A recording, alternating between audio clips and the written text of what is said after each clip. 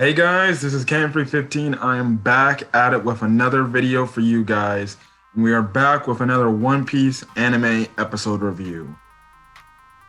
Man, last week's episode was so damn good with not only the animation and everything that was revealed in that episode and the way it was just looked.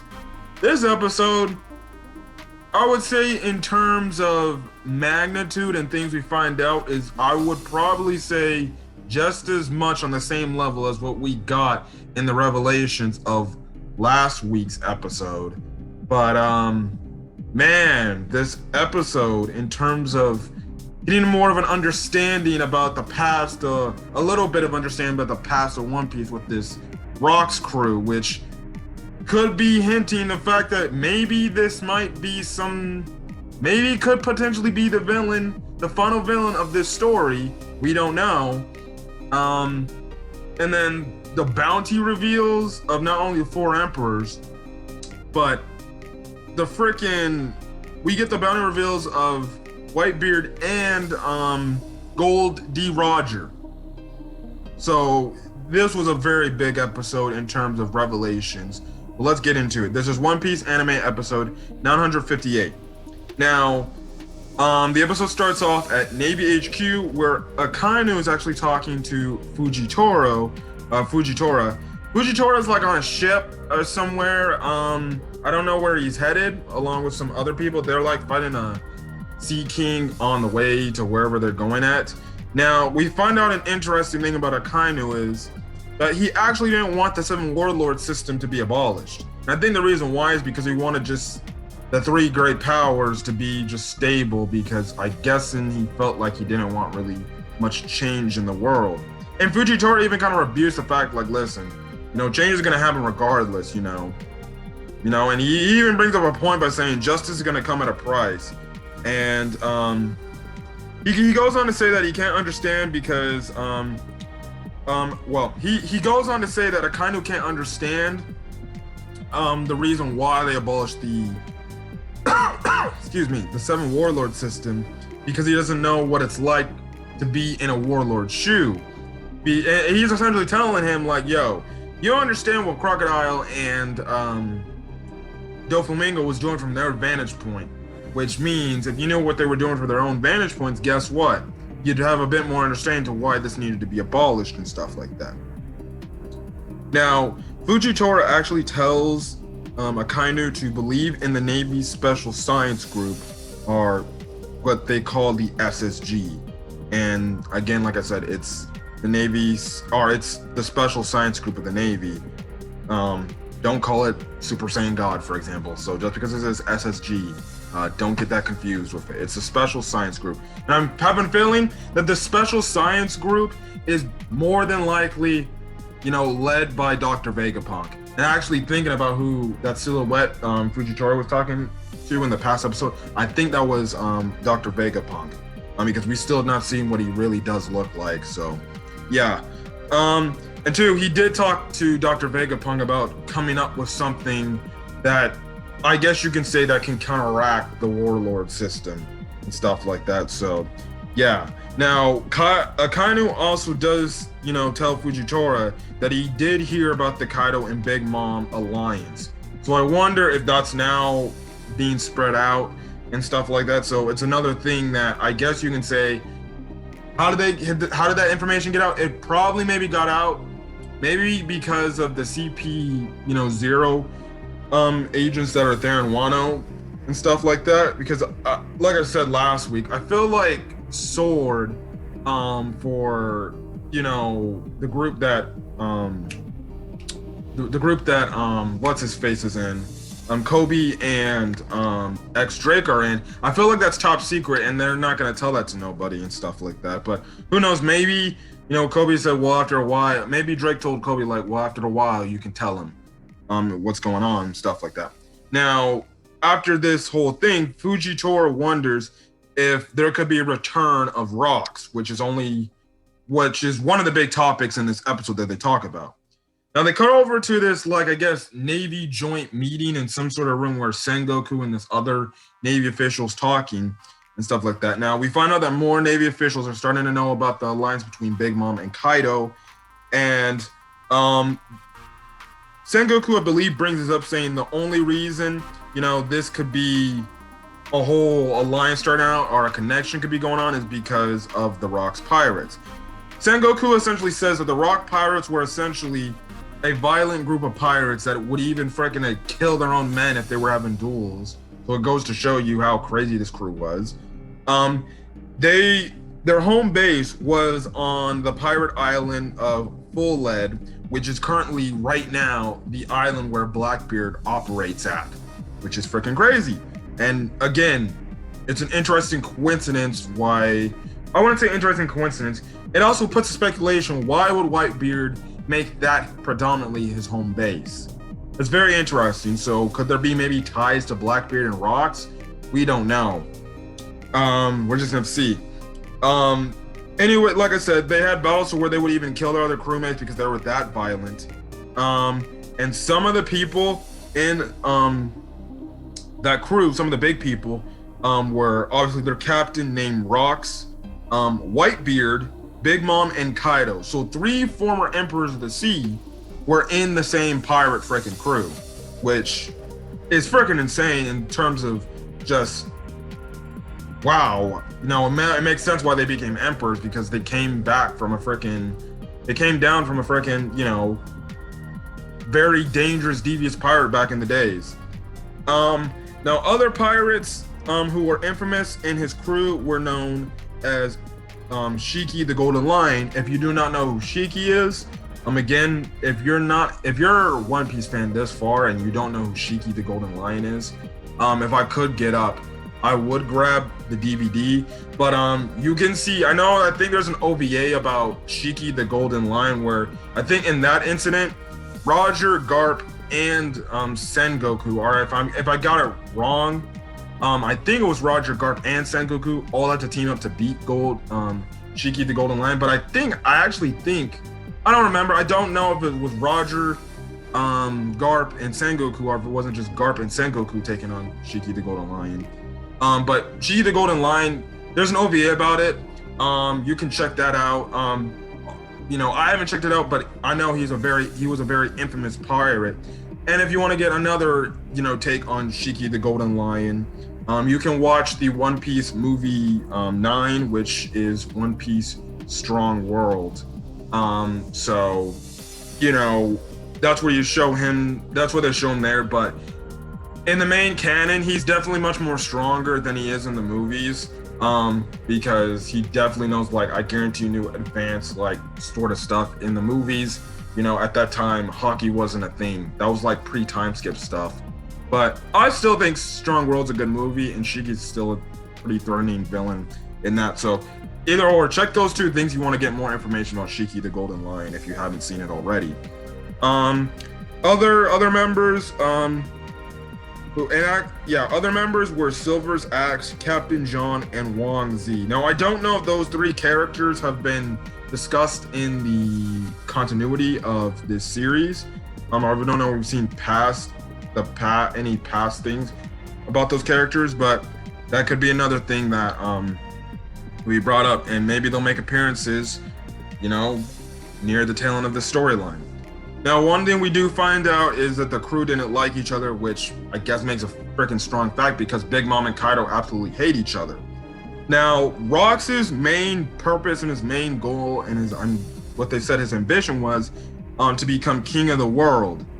Not king of the pirates like Gold D. Rodger, king of the world, which means he wanted to rule this entire One Piece world. Essentially wanted to be a dictator, essentially, and stuff like that.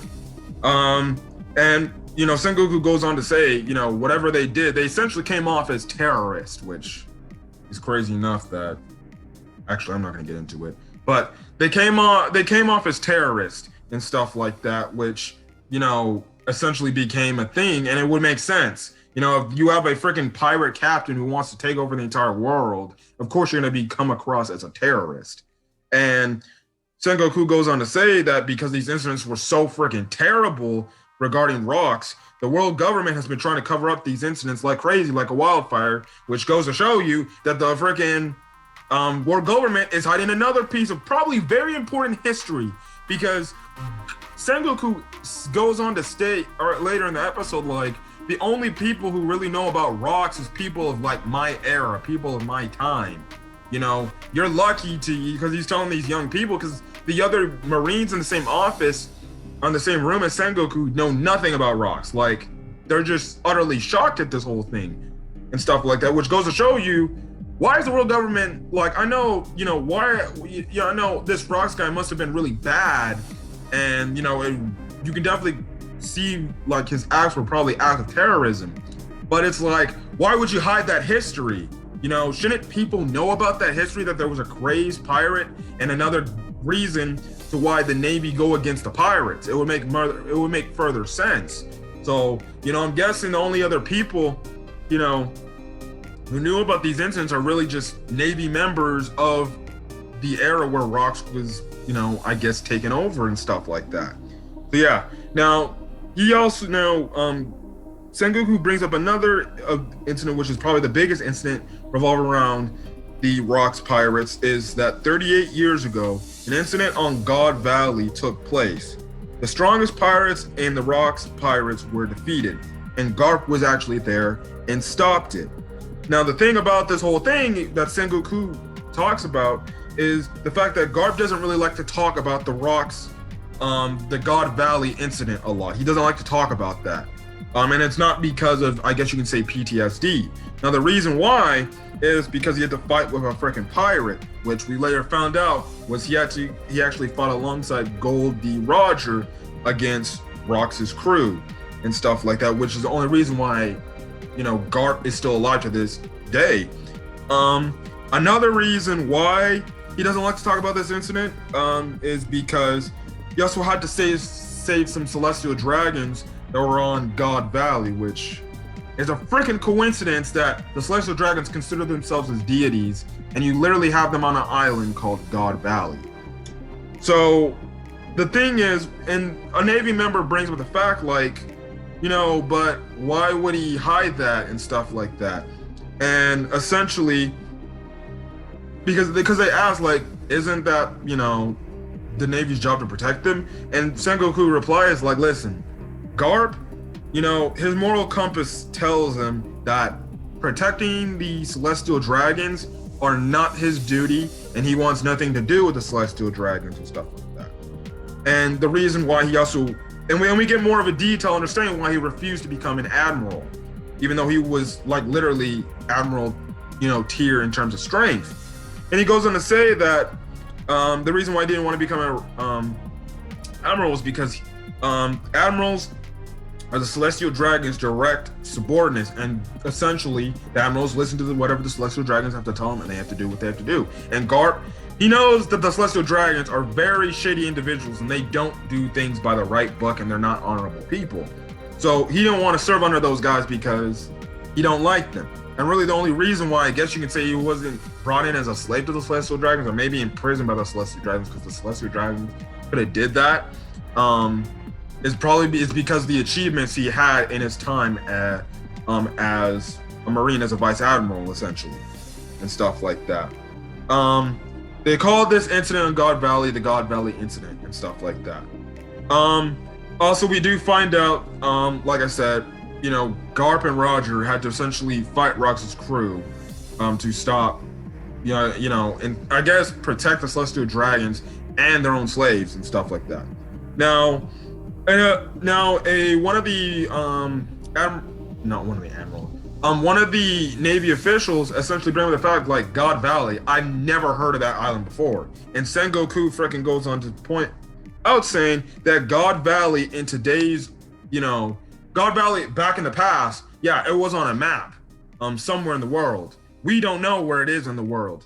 And he goes on to say that God Valley on current maps, you know, is nowhere to be found because as of the current One Piece time right now, and he goes on to say, like, at some point, you know, it just upped and disappeared, which I'm speculating. I wonder, you know, it might be a little bit too much speculation, but I wonder, is God Valley maybe, you know, I don't know. God Valley could be its own island, but my speculation could be is God Valley maybe the island of the One Piece? Laugh Tale, you know? Could it be the island of the One Piece, you know? The island, you know, who knows? You know, if it just upped and is gone, you know, and you can't find it on the maps, and, you know, nobody can tell where, you know, the island of the One Piece is at, you know, they can't do that unless you match up all the 4 road poneglyphs, you know? That could be another thing and stuff like that. So, yeah. It's another thing that the world government wants to hide the information, so they want to hide the information about God Valley too. Another reason why would they want to hide this island, you know, the island of God Valley and stuff like that. Hold on a second, guys. Okay, back from that quick little break. So, yeah, now, another pretty interesting thing too is the reason why we get a little bit more understanding why, I guess you can say Rox's information isn't really brought up anymore and stuff like that, and why they try to kind of hide that information. The reason why is because when Rock at his time was trying to become king of the world, he broke so many dang, like, I guess, laws and taboos and stuff like that, to the point where, you know, people are like, we can't let this shit get out. This, you know, it's too much. So they're trying to essentially, you know, I would say not bring it up to a point where there's any more info, and it's like after generation, you know, passes on, it's like, well, you know, it makes sense why some people wouldn't know, because they're not telling the individuals and stuff like that about rocks, and older Navy officials ain't telling people about the time. Again, it could be because of many reasons and stuff like that. Now, Sengoku actually goes on to say that Rocks was probably Gold D Rodger's first and strongest enemy. But there was one thing they did have in common, and the fact is, Rocks had the D initial in his full name, and his full name is called Rocks D Xebec. Again, we get revealed to another person who has the D name. We still do not know what the meaning of the D initial stands for. We're just going to find out literally later on. Again, I believe we won't find out till like the final arc, but that is very interesting that this guy is another person in the line of D's in the D family, or I guess the D initial people who have the D name. So that is crazy. And then the episode kind of ends off in the aspect of giving all the bounties to the 4 emperors and Goldie Rodger and Whitebeard. So Blackbeard's bounty, which I believe we already found out, his bounty is 2,247,600,000 berries. Shanks's bounty is 4,048,900,000 berries. Big Mom's bounty is 4,388,000,000 berries. And when we get to Kaido, his bounty is 4,611,100,000 berries, which is higher than frickin' Shanks. So at this current point in time, Kaido leads all the Emperors of the Sea with the highest bounty, which goes to show you how feared he is. Another thing why Kaido is also more feared is when Kaido was back on the Rocks crew, he was an apprentice. And you have to, even Sengoku makes a, you know, fact of how scary the alliance between Big Mom and Kaido is. He even says, like, listen, you know, Kaido and Big Mom, you know, back in the day, they weren't nearly as strong or feared as they are now. And you as the viewer has to think, like, Sengoku makes a good point. Kaido and Big Mom could be significantly stronger than they were probably in their, you know, I guess you can say their middle-aged years. They're like, I don't know how old Kaido is, but we know Big Mom's in the latter half of her years. I think she's like in her late 60s. So yeah, so that is scary. Then okay. Also, they do make a mention, one of the guy who's kind of leading this whole, I guess you can say, you know, slideshow, he says that the warlords will get their bounties revealed eventually later. They're just going to have to come up with that stuff. So we'll probably get a future episode which will discuss the Warlord's bounties. And then, shockingly enough, we get the revelations of two of the biggest notorious pirates in the past era, and we get the bounties to Whitebeard and Gold Rodger. So Whitebeard's berries was 46 million berries, and Gold Rodger tops that with 5,564,800,000 berries. And the guy who's running this whole thing says no pirates to this date have surpassed that bounty mark, which is crazy to, say that these guys were given 5 billion berry bounties, which is insane. Now, Akainu actually walks into this room and stuff like that, and him and Sengoku kind of has a talk and stuff like that. Sengoku eventually tells Akainu that, listen, kid, you need to know your history of how these pirates operate and stuff like that. Because he makes a mention of the fact, because they bring up the fact, like, it's interesting too, because Sengoku makes a point by saying there was once a pirate from Wano, because they're bringing up the fact that, listen, we don't have the resources to get involved with the land of Wano. But, Sengoku kind of replies to Akainu by saying, dude, it's just interesting how, there was a pirate from the land of Wano that was essentially favored by Whitebeard, Rodger, and Redhair, which is Shanks. And they also, which they say in this episode was Kozuki Oden, who was a commander in Whitebeard's crew, and he also joined Gold D. Rodger on his last journey, which was definitely the journey when Gold D. Rodger found the One Piece and stuff like that on the island of Raftel. And Sengoku makes a good point. Is like, it's not much of a coincidence, Akainu, that there are great pirate names in the land of Wano, huh? So there could be something going on there that we don't even freaking know. And they put out the fact that they got, you have Law, Kid, Kaido, Big Mom, Whitebeard, Rodger had ties to Wano, Shanks had some sort of tie to Wano, and they ended off with Luffy, and it's freaking crazy. And that's where the episode ends off. And yeah, so this was a jam-packed episode in terms of things we got revealed. Next week, we're going to start Act 3, finally, and I believe soon to get into the Oden backstory. But yeah, this was another good episode of One Piece. I liked just the information we got here, and I enjoyed it. So anyways, guys, if you liked the video, leave a like. Put in the comment section your thoughts on this this anime episode for One Piece, as well as hit that subscribe button to get more One Piece content. Next week, me and my co-host, the Red Wolf, will actually be recording our Wano Act 2 review, and we'll have that actually up this upcoming week or next week at this time. But other than that, guys, that's really it. So I'm gonna get out of here. Hopefully you guys have a great rest of your night or day whenever you're checking out this video. And hopefully you guys are staying safe out there. So till then, guys, peace. Hey guys, a quick thing before I get out of here. I forgot to talk about the rocks stuff.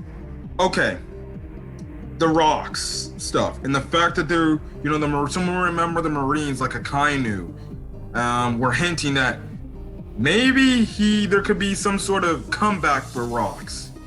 Now, that could be the case where he somehow, wasn't dead, and he comes back to reign his terror.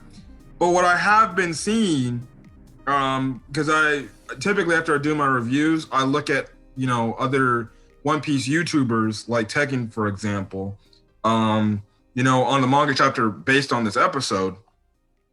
And, I've been looking at the comment section. Some people have been trying to say, what if, which is shockingly enough, I think they said Blackbeard's ship, has the name Xebec in it. And I said earlier in this review, Blackbeard's on the island that the Rocks Pirates used to be on. And what I'm guessing my theory is, or one of the many theories I'm guessing as well as going along, is I'm guaranteeing you, some One Piece fans have been saying that Blackbeard could be Rox D. Xebec's like son in some sort of case. Which, if that's the case, that is insane. And I even saw somebody in a comment on a video say, like, well, what if it's like Ace? You know, they hid Ace's true name, you know, and stuff like that.